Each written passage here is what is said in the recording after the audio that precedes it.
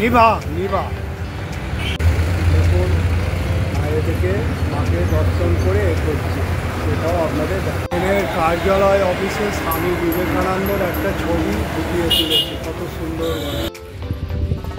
এই হলো new Alipur station, ব্রিজের ওপর থেকে এটা আপনাদের তুলে ধরছি।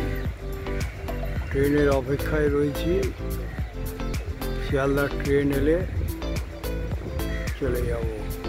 আজ আপনাদের নিউ আলিপুর হয়ে যাব শিয়ালদা, শিয়ালদা থেকে নিয়ে যাব বিরাটি, সেখানে আপনাদের নিয়ে যাব গৌরী বাড়ি, কালী মাতার মন্দিরে নিয়ে যাব বিরাটি গৌরী বাড়ি। এ হলো বিরাটি 1 নম্বর স্টেশন।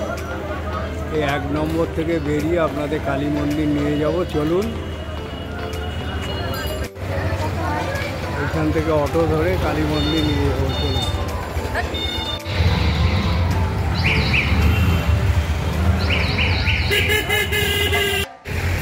এই স্টেশন থেকে নেবে স্বামী বিবেকানন্দ তোরণ আছে, উত্তর দমদম পৌরসভা, তার আপনাকে এইখানে অটো নামিয়ে দেবে। এরপর আপনাকে যেতে হবে, আপনারা এই রাস্তা ধরে অটো করেও যেতে পারেন, নাহলে একটুখানি হেঁটেই গৌরী কালীবাড়ি আপনাদের নিয়ে যাচ্ছি, চলুন। যেতে যেতে এয়ারপোর্ট ট্রাফিক গার্ড পড়লো, তারপরেই মন্দিরের চূড়া দেখা যাচ্ছে, চলুন নিয়ে যাচ্ছি। ইন্ডিয়া অয়েল আছে দেখুন এই মন্দিরের অপোজিটেই, সেটাও আপনাদের আজ গৌরীপুর কালীমাতার মন্দিরে এনেছি। এয়ারপোর্ট থানা, উত্তর 24 পরগনায় অবস্থিত এটি একটি দক্ষিণা কালী মন্দির এবং গৌরীপুর কালীমাতা হিসাবে বিখ্যাত পরিচিত। বিশেষ করে মঙ্গল শনিবার এই মন্দির লোকারণ্য থাকে, আর বিশেষ উৎসবের দিনে জনস্রোত লক্ষ্য করা যায়, যেমন বাংলার নববর্ষ, ইংরাজির নববর্ষ, বিশ্বকর্মা পুজো, প্রতি অমাবস্যার পুজো, মন্দিরের পুরোহিত দ্বারা নতুন গাড়ি এবং অন্য নতুন যানের পুজো প্রতিদিন সকাল বিকাল অনুষ্ঠিত হয়। এই চূড়া বিশিষ্ট মন্দির দেখুন। এই মন্দিরে অনেক অদ্ভুত অলৌকিক ঘটনা ঘটে গেছে, যা মানুষের মনে এখনও বিশ্বাস ও আস্থায় জন্ম দিয়েছে।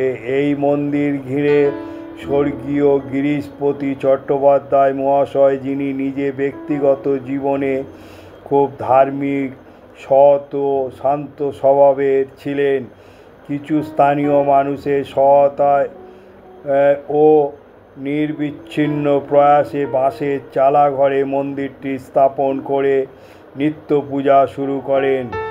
পরবর্তী স্বর্গীয় কালিদাস মল্লিক জনপরিচিতি ছিল লাল বাবা নামে এবং এক দৈবিক শক্তির অধিকারী ছিলেন বলে ভক্তদের বিশ্বাস ছিল। তার সুললিত উদাত্ত কালীমন্ত্র তাদের বিরব করে রাখত। এরপরে যে মাটির মূর্তি এই মন্দিরে অধিষ্ঠিত ছিল, তার বদলে এক নিকষ কালো কোষ্ঠী পাথরের মূর্তি সভাগৃহে প্রতিস্থাপন করা হয়। হিন্দু ধর্মের সমস্ত রীতি মেনে প্রবল নিষ্ঠার সঙ্গে দেবীর প্রাণ প্রতিষ্ঠা করা হয়। বর্তমানে এই স্থানে 2টি পবিত্র চূড়া আছে, একটি সভাগৃহের ওপরে, অপরটি পাশেই অবস্থিত নবনির্মিত নাট মন্দির ও গর্ভগৃহের ভিতরে একটি বিশুদ্ধ রূপোর সুসজ্জিত সিংহাসনের ওপর মা অধিষ্ঠ আছেন এবং এখানে শিবেরও মন্দির আছে পাশেই, সেটাও আপনাদের তুলে ধরলাম। দেখুন এখানে সব শিবকে মনস্কাম ভক্তরা তাদের আবেদন জানাচ্ছে।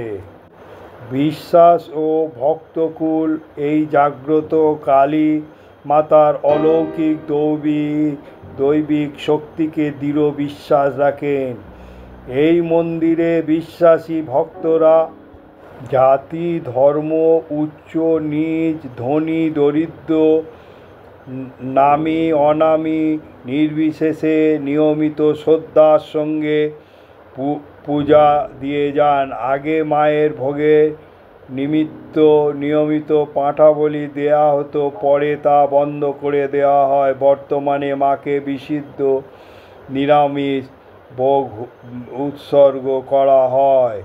বার্ষিক হচ্ছে কালী পূজা। বার্ষিক কালী পূজার দিনে মধ্যরাত্রে পরম্পরাভাবে রাজবেশে মাকে বিশুদ্ধ অলঙ্কার সাজানো হয়। মায়ের এক অপরূপ চিত্তকর্ষক রূপ। দূর দূরান্ত থেকে ভক্তরা এই পবিত্র মন্দিরে মধ্যরাত্রে এসে পূজায় অংশগ্রহণ করে, অঞ্জলি প্রদান করে ও মায়ের আশীর্বাদ ধন্য হন। নীতি উদযাপন পর্যায় অমাবস্যার হচ্ছে বৈকালিক আরতির পর পূজা সম্পূর্ণ করা হয়।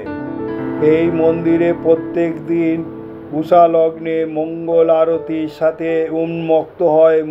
মূর্তিকে নতুন বেশ সজ্জিত করা হয়। ভক্তদের পূজা অঞ্জলি চলে দ্বিপ্রহর। অন্ন ভোগ দেওয়া হয়, পরে প্রসাদ ভোগ সাধারণদের মধ্যে বিতরণ করা হয়। নিত্য পূজা অঞ্জলি ব্যতিরিক্ত ভক্তরা বিশেষ পুজোর ব্যবস্থাও পেতে পারেন। তাতেও তাদের সাধ্যমতো ভোগের নৈবেদ্য, শাড়ি, স্বর্ণ ও রৌপ্য অলঙ্কার দিতে পারেন। ভক্তরা নিজের পারিবারিক অনুষ্ঠান যেমন অন্নপ্রাশন, জন্মদিন ইত্যাদি বিশেষ পূজার ব্যবস্থা করতে পারেন। এর জন্য মন্দিরকে আগে জানাতে হবে এবং নির্দিষ্ট দিন সংরক্ষণ করতে হবে। ভক্তদের এই সব বিশেষ পুজোর ক্ষেত্রে মালসা অন্নভোগ পুজোর পরে দেয়া হয়। প্রতি অমাবস্যার সন্ধ্যায় পুজোর পরে ভক্ত সাধকদের মানুষকে খিচুড়ি ভোগ খাওয়ানো হয়। এই মন্দিরের পাশেই গড়ে উঠেছে একটি শিব মন্দির। ভক্তরা এই শিবলিঙ্গের ওপর জল ঢালে। শিবরাত্রিতে এক বিশেষ পুজো হয় এই মন্দিরে রাতের বেলায়, যা চার প্রহরে পুজো নামে পরিচিত। দ্বিপ্রহরে অন্নপ্রসাদের সুবন্দোবস্ত আছে। দুপুরে রোজ মূল মন্দিরের গর্ভগৃহ বন্ধ থাকে। দুপুরের বিশ্রামে গর্ভগৃহের দরজা প্রতিদিন বিকেলে আবার খোলা হয়। মাকে নতুন শাড়ি পরিয়ে দর্শন ও পূজা করা হয়। বৈকালিক আরতি এই মন্দিরে বিশেষ আকর্ষণ। ঢাক, কাসর, ধূপ, পঞ্চপ্রদীপ সহযোগে আরতি ও স্বর্গীয় অনুভূতি নামিয়ে আনে এই মন্দির প্রাঙ্গণে। শঙ্খধ্বনি দিয়ে এই আরতি সমাপন হয়। এরপরে বৈকালিক প্রসাদ বিতরণ। অমাবস্যা ব্যতীত রোজ 9টায় গর্ভগৃহ বন্ধ হয়ে যায়, রাত 9টায়। 1950 সাল থেকে এই মন্দির গৌরীপুর সর্বজনীন কালী মন্দির ট্রাস্ট দ্বারা পরিচালিত হয়। এই ট্রাস্ট অনেক সমাজ কল্যাণের কাজ করে। বিশেষ সমাজের পীড়িত অংশের কল্যাণমূলক কাজগুলি যেমন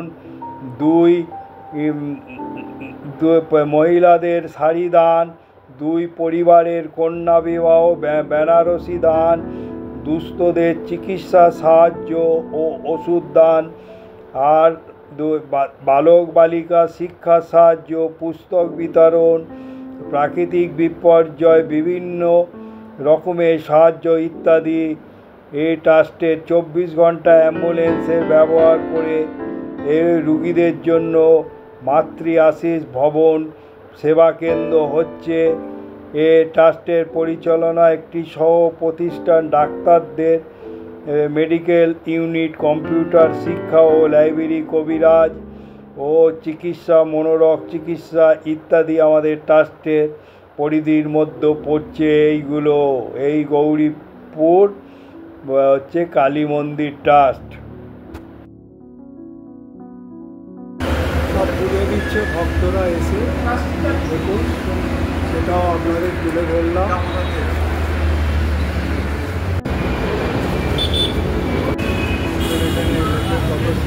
হয়ে গেছে। এখানের মা খুব জাগ্রত, খুবই জাগ্রত এই মা।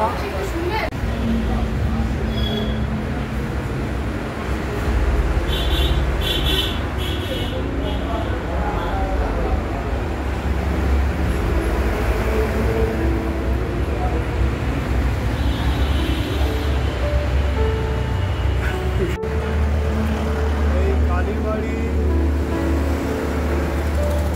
গৌরীপুর সার্বজনীন কালী মন্দিরটা যশোর রোড, গৌরীপুর, বিরাট।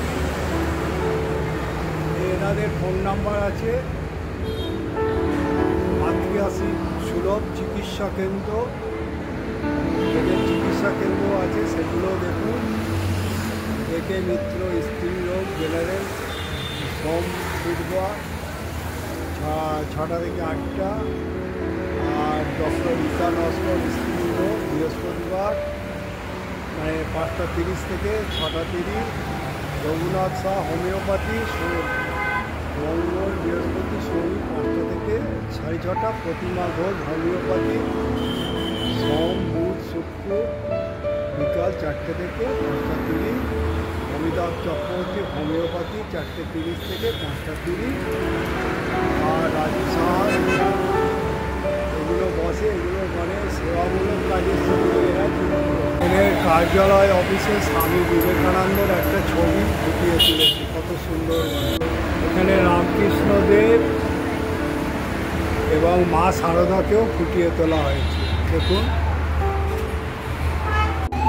জায়গা আছে এই মন্দিরে। দেখুন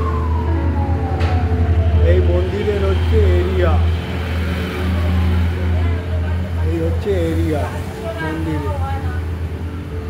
এই মন্দিরের আগত ভক্তদের জন্য শৌচালয় আনুষ্ঠানিক উদ্বোধনও হয়েছে, শৌচালয় ওর ব্যবস্থা রয়েছে। এই হলো মন্দিরের এরিয়া।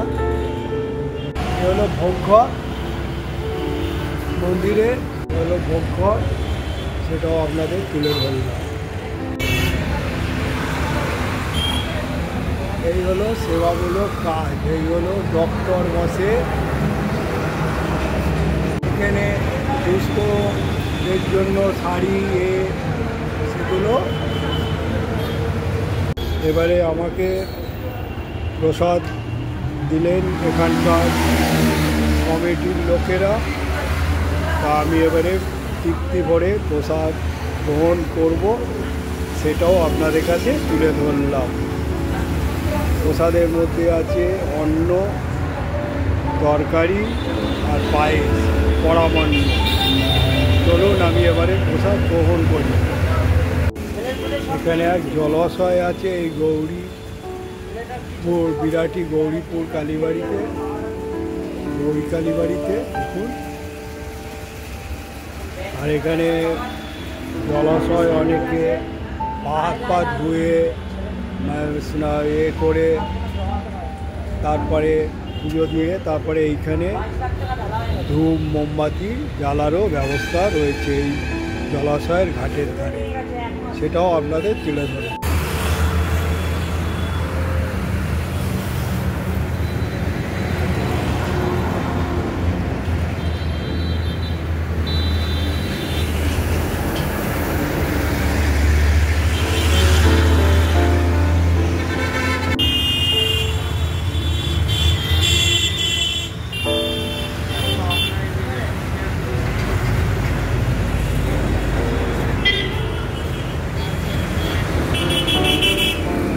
সব বাইকওয়ালারা আসছে, পয়সা দিয়ে যাচ্ছে। গৌরীপুর কালীবাড়ি, গৌরীপুর কালীবাড়ি খুব খ্যাত।